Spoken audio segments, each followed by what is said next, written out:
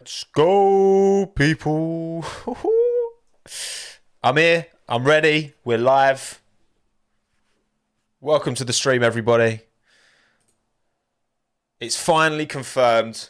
Oscar Piastri's future. We know where he's going to be. The CRB's decided. The story is finally over. Oscar Piastri will be driving for McLaren. Shock. Oh my goodness. I definitely didn't see this coming. It's done. It's finally done. We have signed the 2021 F2 champion at Oscar Piastri. Oscar joins Lando to form our exciting F1 driver lineup from 2023. It's done. It's done. All right?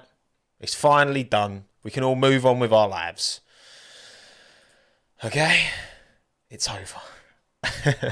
Now, there are some other... We've got stuff to talk about. We'll go to the details. I haven't read the details yet. But obviously, yes, we've had this statement from McLaren. Let's give this a little clickety-click. And then we will... let's get this all cropped nicely so we can fully kind of read. You don't need me to be so large on the screen, really, do you?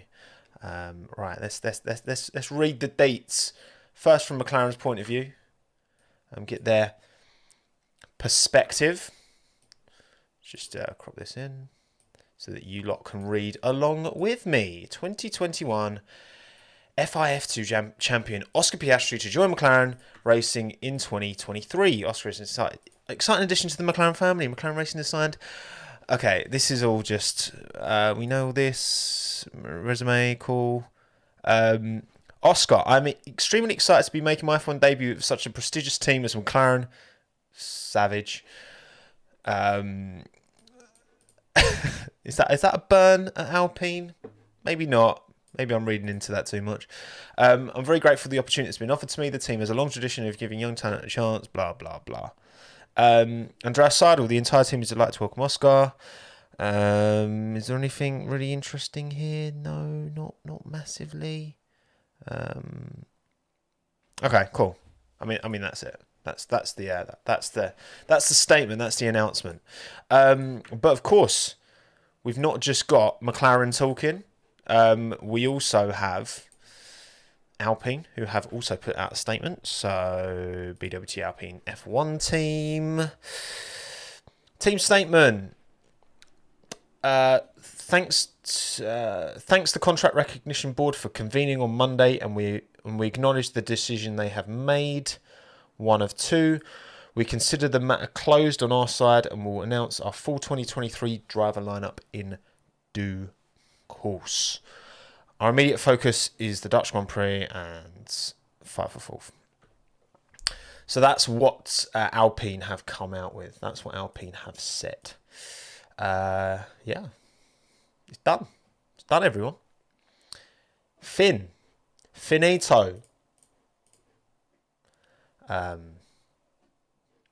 Is this an L for Otmar? I mean, obviously, well, let's find out if I can find actually more details about exactly what was decided on, what was said. Oh, and Drogovic got pole. Well done, Felipe. I was watching F2 qualifying, and but well done, Felipe. Felipe, baby, stay cool.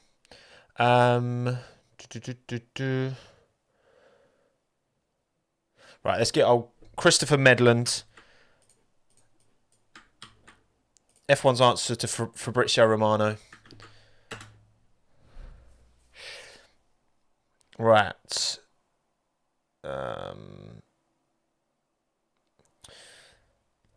The only contract to be recognised by the boards is the contract between McLaren Racing Limited and Mr. Piastri, dated 4th of July 2022. 4th of July 22. When was the 4th of July?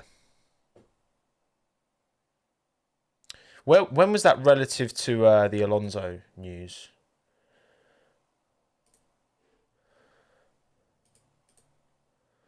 I can't actually remember.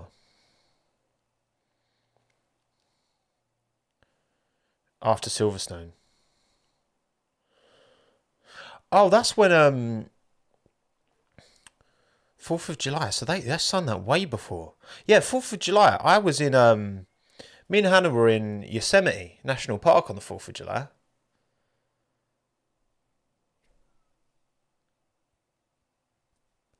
Alonso news was end of July. Yeah, so that was already signed. So it's a good good month before Alonso. Interesting. Yeah, man, I was we were at Yosemite National Park then. I'm just Chris, mate. I'm just going to use your Twitter for this stream, mate, because you're the real one. If you don't follow at Chris Medland F1 on Twitter, you are. He is just too good. That's all. Same. We've read that. Yeah. Signed the date after the British Grand Prix, and it was Silverstone that sealed sealed Ricciardo's fate. Wow. So it doesn't. I can't see anything. I mean, there's nothing yet that I can see in terms of maybe you guys know better that there's. What am I talking about? In terms of like a payoff or anything. I'm just going to leave this on screen for now. There we go. Daniel put out a statement in France saying he was staying. Oh God, yeah, maybe. I mean, I can't imagine Daniel knew much about it. The Piastri deal being signed, you know. That's it. It's done. I wonder where they took this picture. Does this look like the MTC? The background of this picture? I don't know. We'll see. Sido interview. Oh yeah, Sido is being interviewed right now. Well, first of all, I want to mention my headphones are on. That we are super happy to know that we have Oscar with us next year together with Lando. Very exciting driver lineup. There's no point. I wanted to have Oscar. He's just going to be like. I think he has shown in the standard waffle. I don't think we'll get too much more like extra information from that.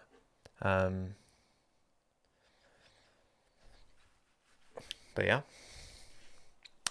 it's finally done. We can put this one to bed now. Do McLaren? I'm going to ask you lot. Do Alpine deserve a payout because of what's the payout? How much they put into Piastri? How much resource? I just want to hear what you think, kind of morally. Do you think Alpine deserve, given how much resource they put into Oscar Piastri's career, do they deserve, do you think? Because, of course, it sounds like, again, I think Alpine kind of took for granted the situation they were in.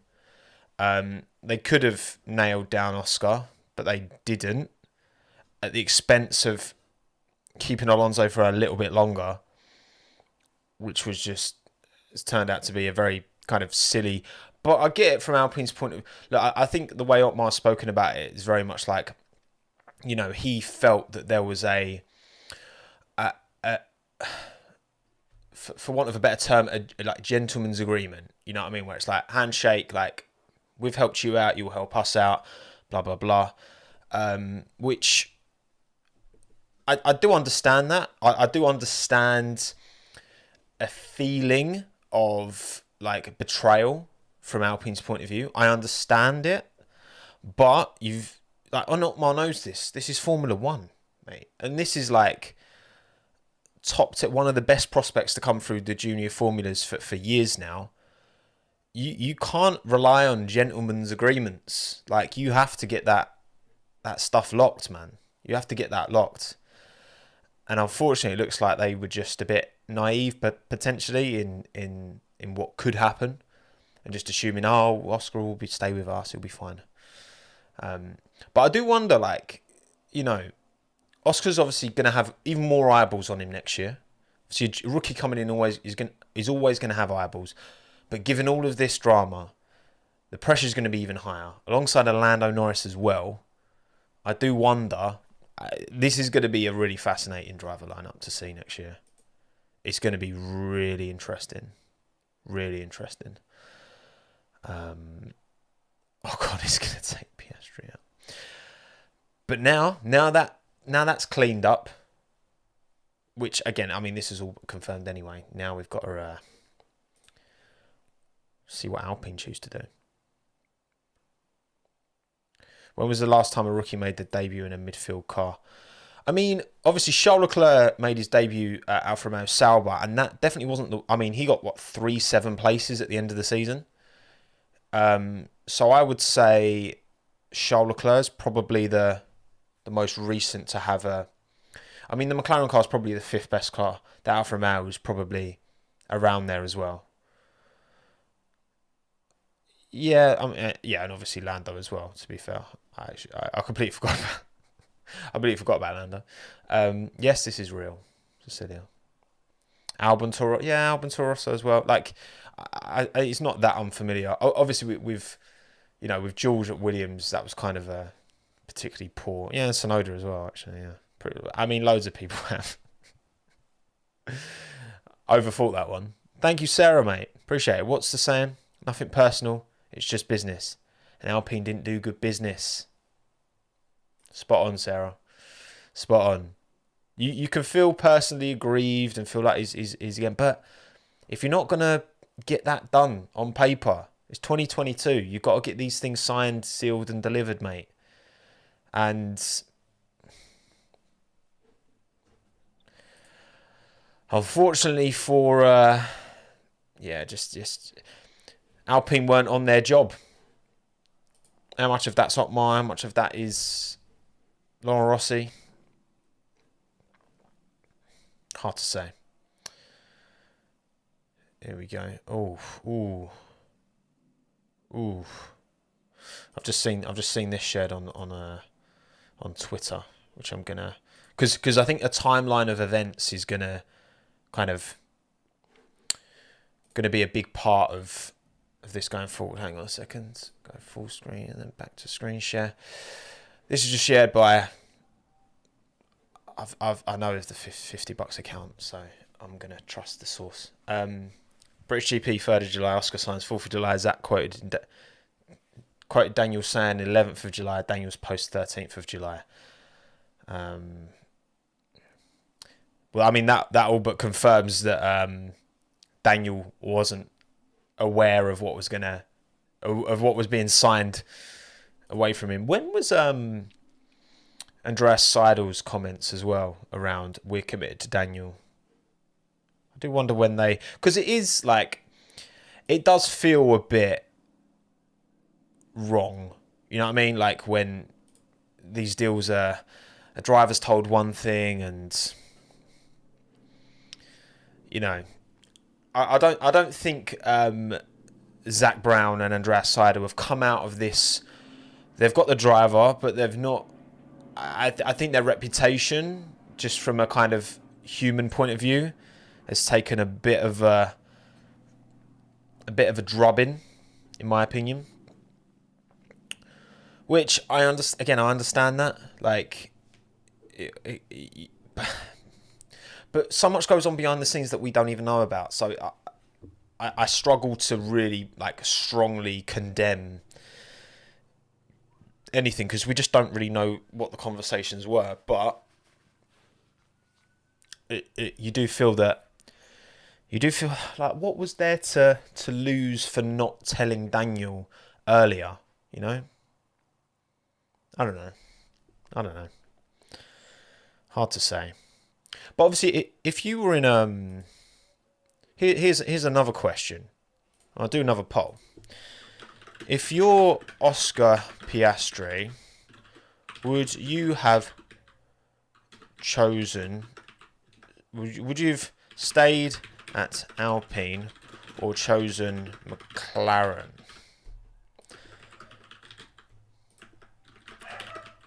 Oh, Minton's barking downstairs. He's not happy.